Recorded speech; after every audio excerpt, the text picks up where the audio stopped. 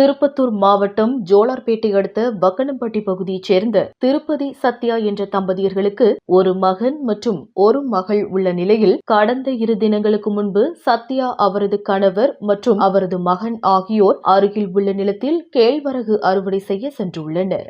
இந்த நிலையில் 5ஆம் வகுப்பு படித்த பெண் குழந்தை மட்டும் வீட்டில் தனியாக இருந்துள்ளது. அப்போது ஊசிநாட்டான் வட்டம் பகுதியைச் சேர்ந்த 60 வயதுடைய தங்கவேல் என்பவர் அவரது மனைவி இறந்த நிலையில் வக்கனம்பட்டி பகுதியில் உள்ள அவரது மகள் மேனகா வீட்டில் வசித்து வந்துள்ளார்.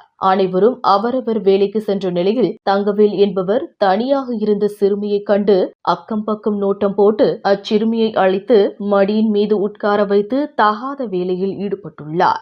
ஆள் நடமாட்டம் இல்லாததை அறிந்து அவரது சில்மிஷ வேலையை காட்டியுள்ளார். இதனால் சிறுமி அலறியதும் அச்சிறுமியை விட்டுவிட்டு அங்கிருந்து சென்றுள்ளார். பின்னர் இந்த சம்பவங்கள் குறித்து யாருக்கும் சொல்லாமல் அச்சிறுமி இருந்துள்ளது. ஒரு கட்டத்தில் சிறுமிக்கு வலி இருந்த காரணத்தினால் அவரது தாயார் சத்யாவிடம் நடந்த சம்பவத்தை கூறியுள்ளது.